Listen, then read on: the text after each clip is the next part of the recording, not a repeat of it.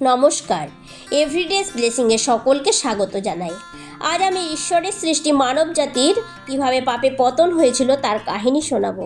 আর এটি লেখা আছে আদি পুস্তক 1-3 অধ্যায়ে। প্রিয় বন্ধুগণ, ঈশ্বর যখন এই পৃথিবী এবং পৃথিবীর মধ্যে সব কিছু সৃষ্টি করেছিলেন তা খুব আনন্দের সাথে সৃষ্টি করেছিলেন। আর যখন তিনি দেখলেন এই পৃথিবীর সব কিছু খুবই সুন্দর, তখন তিনি মানুষ সৃষ্টি করলেন। আর মানুষকেও তিনি খুবই আনন্দের সাথে সৃষ্টি করেছিলেন। প্রথম মাটি দিয়ে তিনি পুরুষ সৃষ্টি করেছিলেন আর তার নাম রেখেছিলেন আদম। ঈশ্বর এদনে এক বাগান তৈরি করেছিলেন আর আদমকেও সেই বাগানে রাখলেন, যেন ওই বাগানের দেখাশোনা করতে পারে।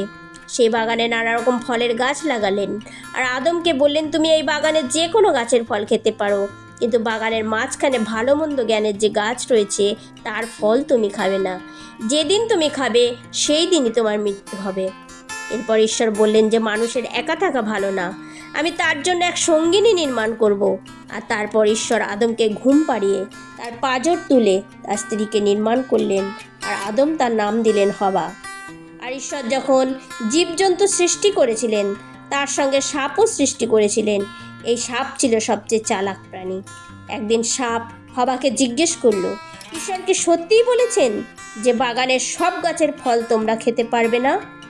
হওয়া বললেন, ঈশ্বর বলেছে এই বাগানের যে কোনো গাছের ফল তোমরা খেতে পারো, কিন্তু বাগানের মাঝখানে যে গাছ আছে তার ফল তোমরা খাবেও না, ছোবেও না। যদি খাও তাহলে তোমরা মরবেই মরবে।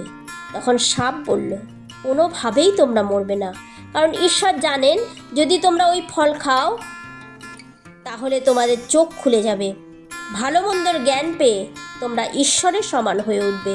আর তারপর হওয়া যখন সেই ফলকে দেখলো এবং মনে মনে ভাবলো এই ফল দেখতে কত সুন্দর, তার মানে খেতেও ভালো হবে আর আমাদের বুদ্ধিও খুলে যাবে। আর তারপর সেই ফল পেড়ে নিয়ে খেলো আর তার স্বামী আদমকেও দিল। আর তখন তাদের জ্ঞান খুলে গেল, তারা বুঝতে পারলো যে তারা উলঙ্গ। আর তখন তারা ডুমুর গাছের পাতা দিয়ে ঘাগরা বানিয়ে পরে নিল। আর পরে তারা যখন ঈশ্বরের আওয়াজ শুনতে পেল, আর তখন তারা বাগানের গাছপালার মধ্যে লুকিয়ে পড়ল। আর ঈশ্বর আদমকে ডাকলাম, আদম কোথায় তুমি? আর আদম বলল, আমি তোমার আওয়াজ শুনে ভয় পেয়ে লুকিয়ে পড়েছি, কারণ আমি উলঙ্গ। ঈশ্বর বুঝতে পারলেন তারা কি করেছে। তিনি অত্যন্ত দুঃখের সাথে বললেন, তুমি যে উলঙ্গ এটা তোমাকে কে বলল? আমি তোমাকে যে ফল খেতে বারণ করেছিলাম তা কি তুমি খেয়েছো? আদম বলল, তুমি আমার জন্য যে স্ত্রী নির্মাণ করেছো সে দিয়েছে, তাই আমি খেয়েছি। ঈশ্বর হওয়াকে বললেন, তুমি এটা কেন করলে হওয়া? হওয়া বলল, সাপ আমাকে ভুলিয়েছে, তাই আমি খেয়েছি।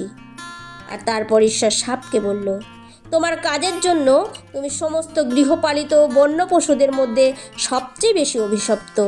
তুমি সারা জীবন বুকে ভর দিয়ে চলবে ও ধুলা খাবে। তোমার আর নারীর বংশের মধ্যে আমি শত্রুতা জাগিয়ে তুলবেও। নারীর বংশের একজন তোমার মস্তক চূর্ণ করবে আর তুমি তার পাদমূল চূর্ণ করবে। আর নারীকে বলল, তুমি তীব্র গর্ভযন্ত্রণায় সন্তানের জন্ম দেবে। স্বামীর প্রতি তোমার কামনা থাকবে আর সে তোমার উপর কর্তৃত্ব করবে। তারপর আদমকে বললেন, যে ফল আমি তোমাকে খেতে বারণ করেছিলাম তা স্ত্রীর কথা শুনে খেয়েছো বলে মাটি অভিশপ্ত হয়ে থাকবে। যতদিন বাঁচবে ততদিন কষ্ট করে এই মাটির বুকে খাবার জোগাড় করতে হবে। এই মাটিতে কাটা গাছ ও শিয়াল কাটা জন্মাবে। মাটির ফসল হবে তোমার খাদ্য। যে মাটিতে তুমি তৈরি হয়েছো সেই মাটিতে ফিরে না যাওয়া পর্যন্ত মাথার ঘাম পায়ে ফেলে তোমার মুখের খাবার জোগাতে হবে। তারপর ঈশ্বর তাদের চামড়ার পোশাক তৈরি করে তা পরতে দিলেন। এরপর ঈশ্বর বললেন, মানুষের ভালো মন্দের জ্ঞান হয়েছে, এবার তারা যদি জীবন বৃক্ষের ফল খেয়ে ফেলে তাহলে চিরকাল অমর হয়ে যাবে। আর তাই ঈশ্বর এদন বাগান থেকে তাদের তাড়িয়ে দিলেন। প্রিয় বন্ধুগণ, ঈশ্বর আদম হওয়াকে সৃষ্টি করার পর এক স্বাধীন ইচ্ছাকেও দিয়েছিলেন যে তোমরা বাগানের যে কোনো গাছের ফল খেতে পারো, কিন্তু তাদের শুধুমাত্র একটি গাছের ফল খেতে বারণ করেছিলেন। ঈশ্বর চাননি তাদের তার হাতের পুতুল করে রাখতে, তাই তিনি তাদের স্বাধীনতা দিলেন। আবার তার সাথে তিনি এটাও চেয়েছিলেন যে মানুষ যেন তার বাধ্য হয়। তিনি কি পারতেন না যখন তারা ফলটা খাচ্ছিল তাদের আটকাতে? পারতেন, কারণ তিনি ঈশ্বর। কিন্তু তিনি তা করেননি। মানুষকে তিনি স্বাধীনভাবে চলার ইচ্ছা দিয়েছিলেন, কিন্তু মানুষ তার অমর্যাদা করল, তার অবাধ্য হলো, আর অবাধ্যতার ফলে তারা পাপ করল। প্রিয় বন্ধুগণ, ঈশ্বর প্রত্যেক মানুষকে স্বাধীন ইচ্ছা দিয়েছেন। আপনার যেমন ইচ্ছা আপনি চলতে পারেন।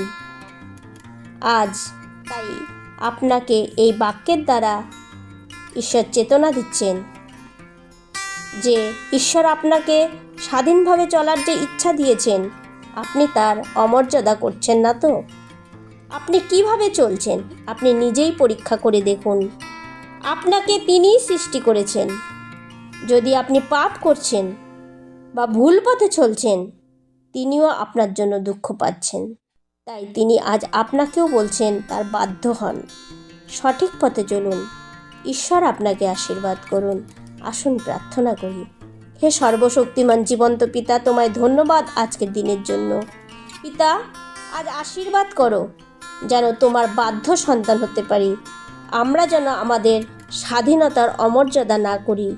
এই প্রার্থনা পিতা তোমার পুত্র প্রভু যিশুর নামে চাই। আমেন।